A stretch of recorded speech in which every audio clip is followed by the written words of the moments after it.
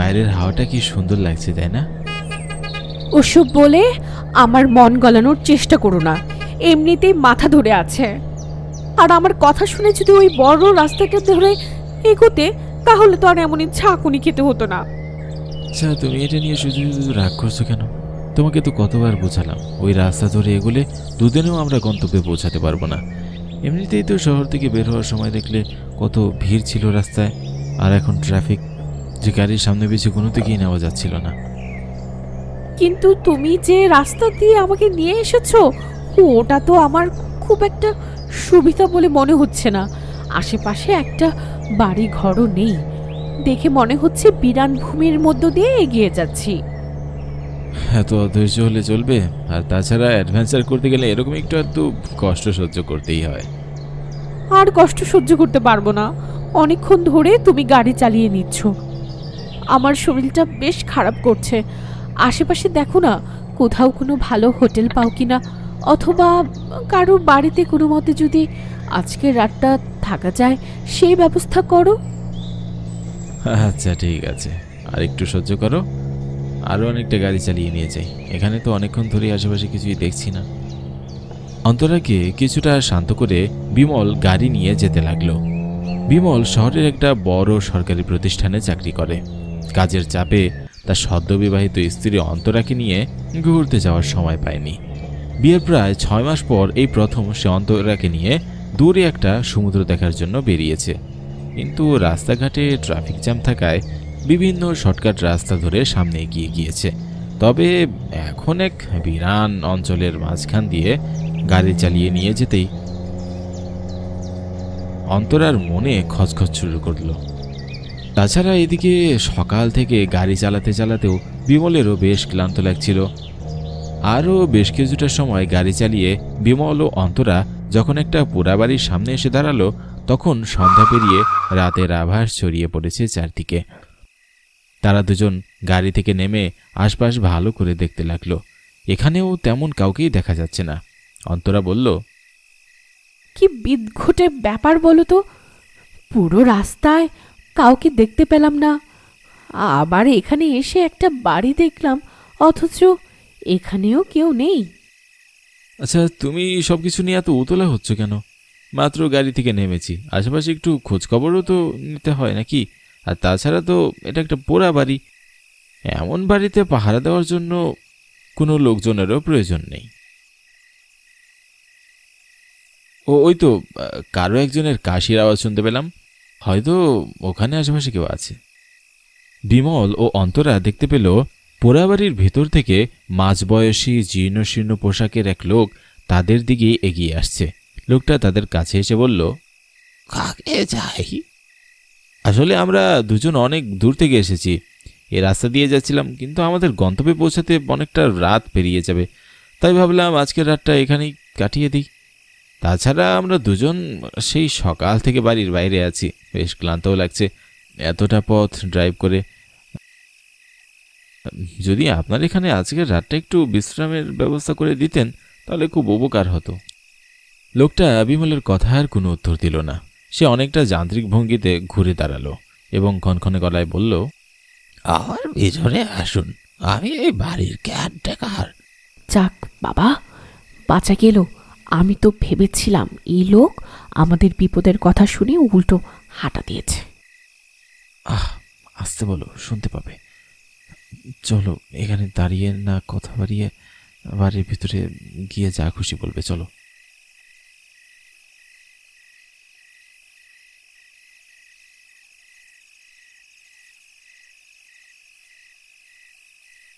Hello বন্ধুরা, আজ আমি 1xBet নামে একটি অ্যাপ সম্পর্কে কথা বলতে চাই, যেটি সবচেয়ে বিশ্বস্ত বুকমেকার, পিএসডি এবং সিরিয়া এ এই অ্যাপের স্পন্সর। অন্য অ্যাপের তুলনায় এখানে জেতার সম্ভাবনা অনেক বেশি। 30শে ডিসেম্বর বাংলাদেশ প্রিমিয়ার লিগ শুরু হবে। এটি সমস্ত ক্রিকেটার প্রেমীদের জন্য আপনার প্রিয় দলকে সমর্থন করার দুর্দান্ত সুযোগ। এই অ্যাপে আপনি সমস্ত লাইভ ম্যাচের ফলাফল এবং সেই ম্যাচটি লাইভ দেখতে পারবেন। আপনি স্কোরের ভবিষ্যৎবাণী করে বাজি ধরতে পারেন এবং BMW গাড়ি, আইফোন, ল্যাপটপ এবং আরো অনেক কিছুর মতো নগদ পুরস্কার জেতার সুযোগ রয়েছে। এখানে ক্র্যাশ গেম আছে, প্লেন যত উপরে যাবে তত বেশি টাকা পাবেন। এছাড়াও বিভিন্ন ধরনের গেম রয়েছে, আপনি যা খুশি তা বেছে নিতে পারেন। আর রেজিস্ট্রেশন করার সময় আমার দেওয়া প্রচার কোড আধারের ব্যবহার করে প্রথমবার জমাতে পান 12,000 টাকা পর্যন্ত ও ফ্রি স্পিন। আপনি সহজেই পেটিএম, ব্যাংক, বিকাশ, নগদ, রকেট এবং অন্যান্য সহজ পদ্ধতির মাধ্যমে আপনার জেতা টাকা তুলতে পারবেন। আমি অনেকদিন ধরে এটি ব্যবহার করছি, আপনিও এটি ব্যবহার করতে পারেন। তাহলে আর দেরি কিসের? পিন কমেন্টে লিংক দেওয়া আছে, লিংকে ক্লিক করে রেজিস্টার করুন অথবা গুগলে 1xbet সার্চ করে রেজিস্টার করুন। আর রেজিস্ট্রেশনের সময় আমার দেওয়া প্রোমো কোড আধারের ব্যবহার করুন এবং বোনাস পান।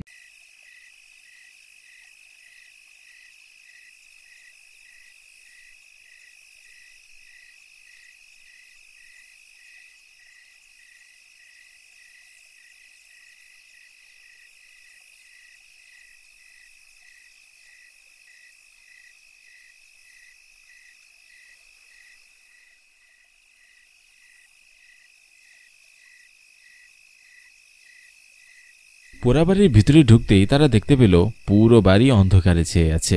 বাড়িটা দোতলা, বেশ পুরনো। অযত্নে অবহেলায় কোনো জিনিস ফেলে রাখতে যেমন তার করুণ দশা হয়, বাড়িটিরও অবস্থা ঠিক একই রকম। বিমল ও অন্তরার চেহারায় হাজারটা প্রশ্নের ছাপ দেখে লোকটা নিজে থেকেই বলল, বাড়ির এমন করুণ অবস্থা আপনাদের বাড়িতে এনেছি, ক্ষমা করবেন। আসলে এটা অনেক আগে একটা রিসোর্ট ছিল। কালের পরিক্রমায় লোকজনের আনাগোনা একেবারে বন্ধ হয়ে গেছে। এখন ভুতুরে বাড়ির মতো পড়ে আছে।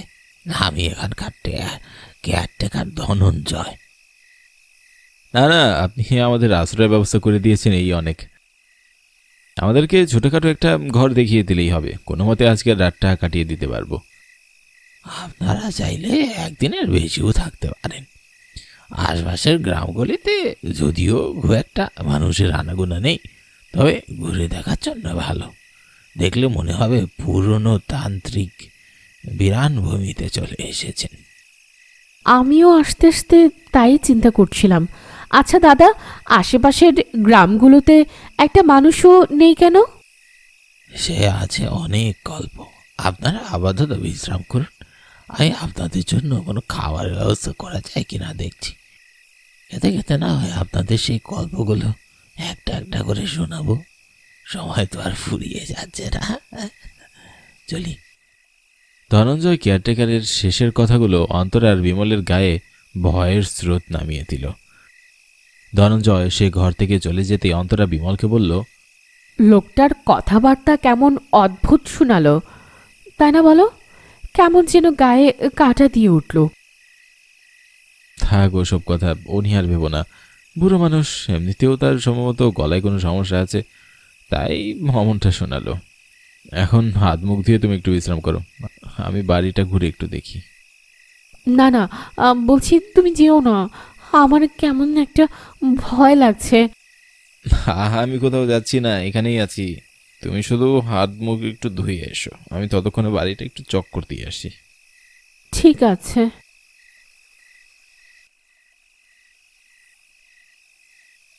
বিমল পুরো বাড়িটা ঘুরে দেখল। বাড়িটা দেখেই মনে হলো বেশ পুরনো আমলের জমিদার বাড়ি, অথচ ধনঞ্জয় বলল এটা একটা রিসোর্ট।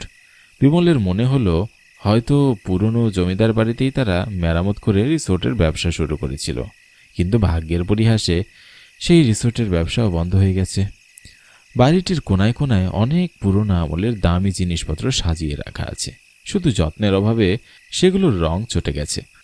বিমল পুরো বাড়িতে ঘুরে দেখতে দেখতে হঠাৎ তার কাঁধে হিম শীতল হাতের স্পর্শ অনুভব করল। সে আঁতকে উঠে পিছনে তাকাতেই দেখতে পেল ধনঞ্জয় দাঁড়িয়ে আছে। কি স্যার, ভয় পেলেন? আমার চমকে উঠলেন যে? তা চমকাবো না, এমন গরমের দিনেও তোমার হাত বরফের মতো ঠান্ডা, চমকাবো না তো কি? তা ঠিক বলেছেন, বুড়ো মানুষের কাপা হাত।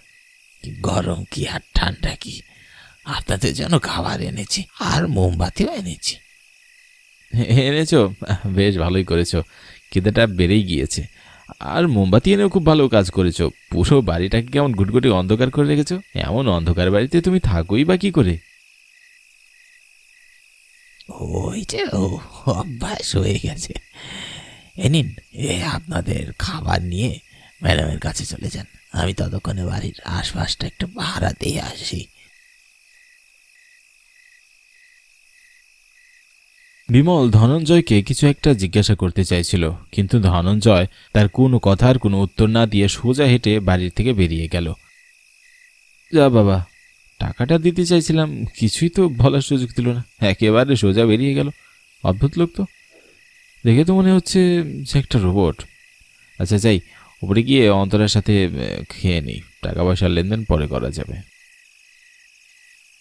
বিমল ও অন্তরা রাতের খাবার খেয়ে শুয়ে পড়ল। মধ্যরাতে বিমলের হঠাৎ মনে হলো তাদের বাড়ির বাইরে কোথাও অনেকগুলো কুকুরে একসাথে ডাকছে। বিমল বিছানায় উঠে বসে নিজেই নিজেকে বলল, আশ্চর্য ব্যাপার, আসার সময় আশেপাশে কোথাও একটা পশু পাখির চিহ্ন দেখলাম না, অথচ এই মাঝরাতে এতগুলো কুকুর কোত্থেকে এলো? কি ভয়ঙ্কর তাদের সুর, মনে হচ্ছে যেন কোনো এক প্রেতপুরীতে এসে গেছি।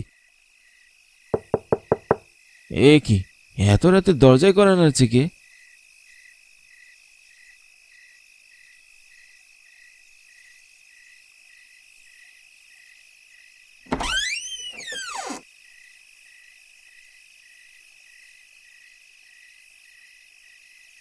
বাইরে তো কেউ নেই, কিন্তু আমি তো স্পষ্ট দরজায় করা নাড়ার আওয়াজ পেলাম।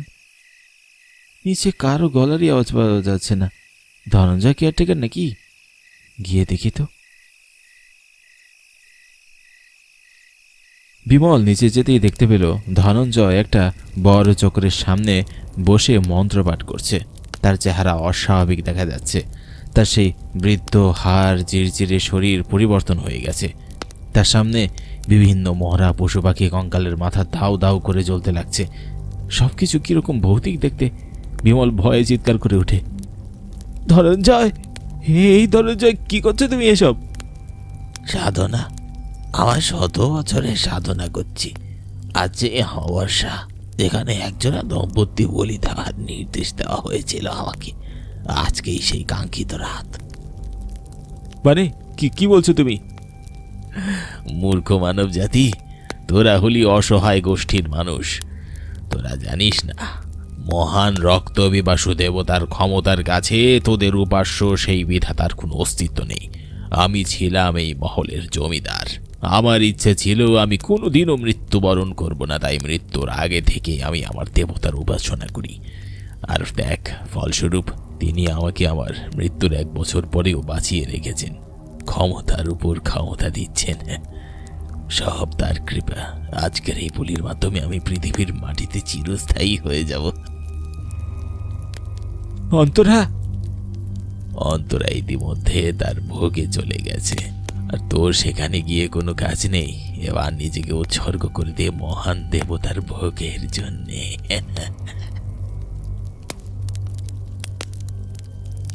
ধনঞ্জয় 1 পা 2 পা করে বিমলের দিকে এগিয়ে আসতে লাগলো। বিমল ভয়ে একটু করে পিছাতে শুরু করলো। ধনঞ্জয়ের চেহারা নর পিশাচের মতো বিদঘটে হতে শুরু করলো। এমন সময় বিমল আর নিজেকে ধরে রাখতে পারল না।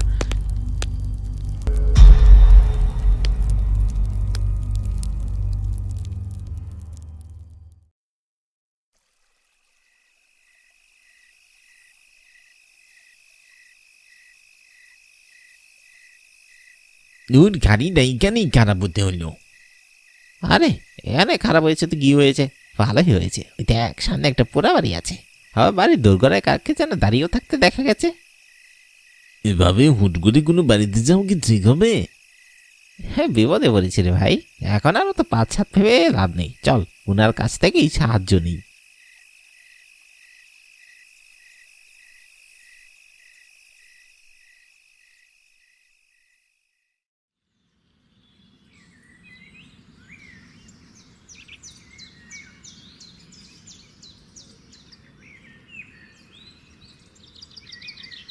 তোদের গ্রামটা ছবির মতোই সুন্দর।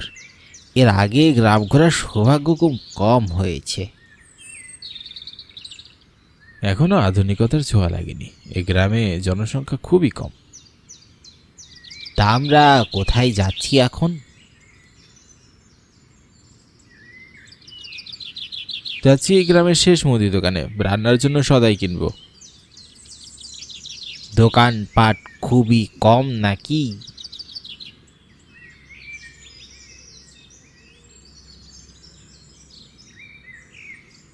হ্যাঁ, এই একটা মাত্র দোকান।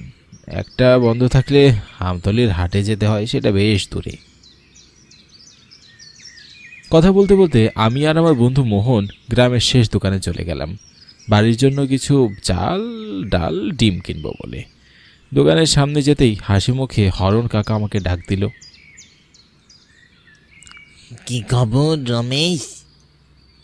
আছি কাকা, ভালোই আছি। তা কি লাগবে?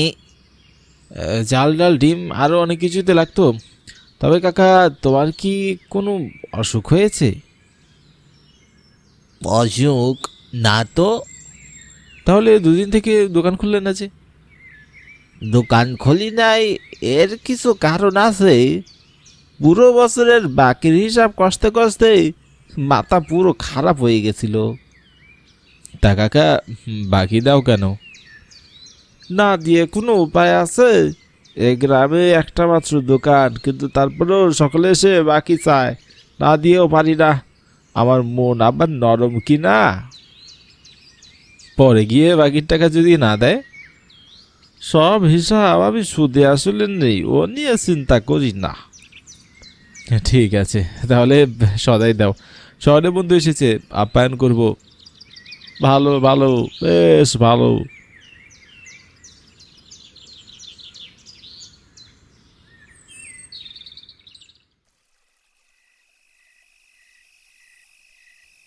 এত রাতে ফিরে যাবি তুই? আমার মনটা কেমন খারাপ হয়ে গেল। কাল সকালে গেলে কি হয়?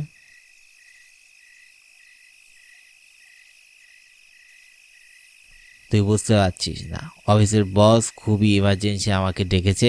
সকালের মধ্যে না গেলে চাকরি নিয়ে টানাটানি হবে। খুবই রাগী লোক। কি আর করার, তোকে স্টেশন পর্যন্ত ছেড়ে দিয়ে আসি, চল। আমি মোহনকে নিয়ে স্টেশনের উদ্দেশ্যে হাঁটছি। এখন রাত 9:30। পুরো গ্রাম জুড়ে বিরাজ করছে নিস্তব্ধতা। সবাই ঘুমে তলিয়ে আছে। গ্রামের মানুষ সন্ধে হওয়ার সাথে সাথেই ঘুমিয়ে পড়ে। এই সময় কোনো যানবাহনও পাওয়া যায় না। তবে পায়ে হেঁটেই স্টেশন পর্যন্ত যেতে হবে আমাদের। মোহন আমার কলেজ জীবনের বন্ধু। শহরে পড়াশোনা শেষ করার সময় একসাথে পড়েছি। মোহনের গ্রাম ঘোরার খুব ইচ্ছা ছিল, তাই অফিস থেকে 3 দিনের ছুটি নিয়ে এসে সে আমাদের কুসুমপুর গ্রামে আসে। কিন্তু একদিন থাকতে না থাকতে অফিসের বস তাকে ডেকে বসে। বেচারা চাকরি বাঁচানোর জন্য নিজের ইচ্ছাটাকেও দমিয়ে রেখেছে। এই কারণে আমি গ্র্যাজুয়েশন শেষ করে চাকরি না করে বেকার বসে আছি। ভালো কোনো ব্যবসা করার ইচ্ছা আছে। মোহনকে সাথে নিয়ে স্টেশনে চলে আসি। স্টেশনে যেতে যেতেই ট্রেন আসার সময় হয়ে যায়। একটা মাত্র টিকিট ছিল।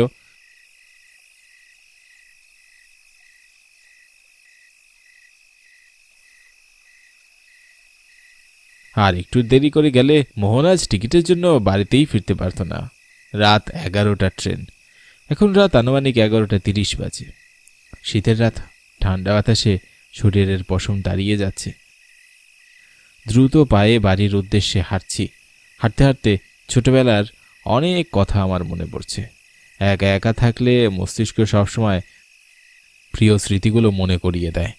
আমার ছেলেবেলা আমার অনেক পছন্দের ছিল, কারণ তখন আমার মা বাবা বেঁচে ছিল। মা বাবার কথা মনে পড়তে মনটা খারাপ হয়ে গেল। তাদের আদর ভালোবাসা খুব সামান্যই পেয়েছি। আমাদের বাড়িটা গ্রামের প্রায় শেষ মাথায়, ঠিক মুদি দোকানের কিছুটা আগে। আমি বাড়ির গলিতে ঢুকতে যাব, ঠিক সেই মুহূর্তে দেখতে পাই হরণ কাকার মুদির দোকানে আলো জ্বলছে। তার মানে হরণ কাকার দোকানটা এখনো খোলা। এত রাতে সাধারণত দোকান তো খোলা থাকে না, হয়তো থাকে। রাতে ঘুমিয়ে থাকার কারণে জানতে পারিনি। আমি দোকানের সামনে যেতেই আমার চোখ কপালে উঠে যায়। মুদি দোকান তো আর মুদি দোকান না, দোকানের ভিতরে বেশ কয়েকটি লাশ সাজিয়ে রাখা, আর সেখানে হরণ কাকা বসে আছে। আমাকে হরণ কাকা এখনো দেখতে পাইনি। আমি আমার চোখকেই বিশ্বাস করতে পারছি না। হরণ কাকা, এসব কি? তোমার মুদি দোকানে লাশ কেন? আমার কথা শুনে হরণ কাকা চমকে যায় আর আমার দিকে তাকায়। তার চোখেও আমার মতোই বিস্ময় ফুটে উঠেছে। সে আমাকে এখানে আশা করেনি। তুমি এখানে কি করছো এত রাতে? আমি তোমার দোকানে আলো দেখেছি, তাই এদিকে এলাম। কেন এসেছো? এখানে কি তোমার জন্য কিছু আছে? ভালো চাও তো চলে যাও, ওরা আসলে তোমার ক্ষতি হবে। এ কি বলছো কাকা? কারা আমার ক্ষতি করবে? আর এখানে লাশ কেন? এই লাশগুলো আমি বিক্রি করি। হরণ কাকার কথা শুনে আমার পায়ের নিচে থেকে মাটি সরে যায়। লাশ বিক্রির কথা আবার? কাকা কি এই লাশগুলো চুরি করে এনেছে? কাকা, আমার প্রচন্ড ভয় করছে। তুই কি করছিস এইসব? কি করবো কাউ? গ্রামের মানুষগুলো হয়েছে বদ, এক একজন বাকি খেয়ে আমার ব্যবসার লাল বাতি জ্বালিয়ে দিয়েছে, তাই সব কটাকে মেরে দিয়েছি। মেরে ফেলেছো মানে?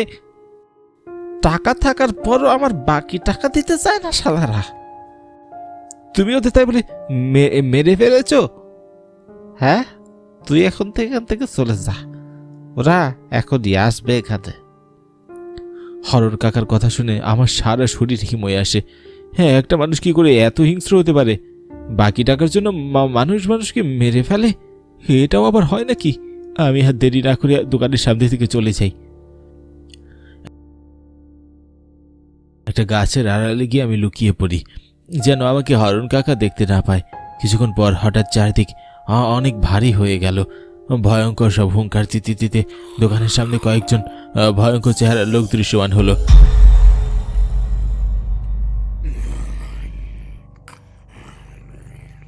তাদের দেখে আমার বুক কেঁপে ওঠে। এত ভয়ঙ্কর কাউকে আমি কখনো দেখিনি। এরা আর যাই হোক মানুষ নয়। হরণ কাকা কি এদের কাছে লাশ বিক্রি করবে? কিন্তু এরা লাশ দিয়ে করবেটা কি? হরণ, লাশ রেডি করেছ? তা না করে থাকতে পারি? তোমাদের রাতের খিদে তো আমি বিটাই। আজ এমন কিছু মানুষকে মেরেছি যারা খুবই বদ। ভালোই হয়েছে, বদ মানুষের রক্ত মাংস খেতে মজাই লাগে। হরণ কাকা ও ভয়ঙ্কর সব আত্মাদের কথা শুনে আমার মূর্ছায় যাওয়ার মতো অবস্থা। নিজের চোখ ও কানকে আমি কিছুতেই বিশ্বাস করতে পারছি না। হঠাৎ হরণ কাকাকে দোকানে দেখতে পেলাম না। এখনই তো দোকানের ভিতর ছিল। হঠাৎ হরণ কাকা কোথায় যেন উধাও হয়ে গেল। হঠাৎ ঘাড়ের কাছে ঠান্ডা নিঃশ্বাস অনুভূত হতেই আমি কেঁপে উঠি। এক আকাশ পরিমাণ ভয় আমাকে এসে জড়িয়ে ধরে। আমি ভয়ে ভয়ে পিছনে ফিরি। আমার ঠিক পিছনে হরণ কাকা দাঁড়িয়ে। আমি তাকে দেখে ঠক ঠক করে কাঁপতে থাকি। তুই যে অনেক চালাক ভাবিস, তাই না? যারা নিজেকে চালাক মনে করে আমি তাদের মেরে ফেলি। এখন তুই কি বলতে চাস? কাকা, আমাকে ছেড়ে দাও, আমি তো কিছু করিনি। তুই সব দেখেছিস, শুধু আমার আসল রূপটা ছাড়া। মানে? হরণ কাকা ভয়ঙ্কর রূপ ধারণ করে, আর তাকে দেখে ভয়ে দম বন্ধ হয়ে আসে আমার। আমার সামনে ভয়ঙ্কর চেহারা এক আত্মা দাঁড়িয়ে, আর তার চোখগুলো যেন অনুনেহের শিখার মতো জ্বলছে। শরীরে ছোপ ছোপ রক্ত, গলা শরীর থেকে আলাদা। তুমিও? হো, 6 মাসে কি ওই আত্মাগুলো রাতে বইরা নাই? সেই রাতে দোকান দহন বন্ধ করতে অনেক দেরি করছি। হঠাৎই কতগুলো ভয়ঙ্কর চেহারা অশরীরে এসে হাতির। তাদের পেটে ছিল প্রচন্ড ক্ষুধা। তারপর আর কি? আমাকে যেতে দাও, আমি কাউকে কিছু বলবো না। তোকে বাঁচিয়ে রাখলেই তো বলবি। ওই আত্মাগুলোর জন্য প্রতি রাতে লাশের ব্যবস্থা করতে হয়। ওই আত্মাগুলো আমার পরিবারের মানুষদের হত্যা করবে। তুই বল, এত লাশ আমি কই পাবো? তাছাড়া শুধু শুধু মানুষকে হত্যা করাও তো পাপ। তাই বাকিতে সবাইকে সরাই দিই। সময় মতো টাকা না দিলে তাদের হত্যা করি। কাকা, আমি তো কিছুই করিনি, আমাকে যেতে দাও। তোকে বাঁচিয়ে রাখলে তুই সব জানিয়ে দিবি গ্রামবাসীকে। না না কাকা, আমি কাউকে কিচ্ছু বলবো না, আমাকে যেতে দাও। আমি এতিম একজন ছেলে, আমার মা বাবা আমাকে ছেড়ে চলে গেছে। তুমি তো সবই জানো আমার ব্যাপারে।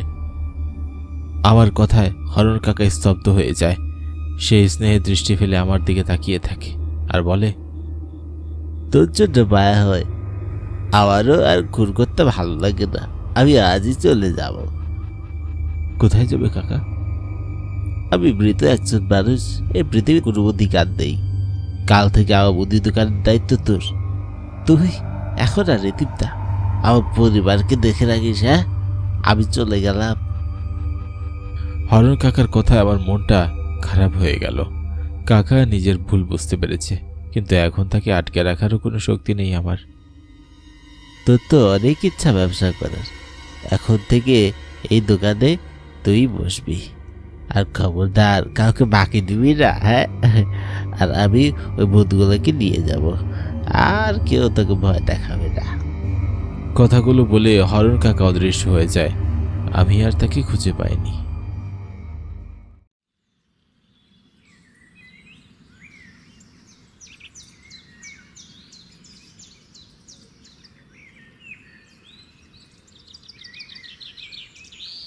কে রমেশ, হরণ কাকার দোকানে তুই কি করছিস?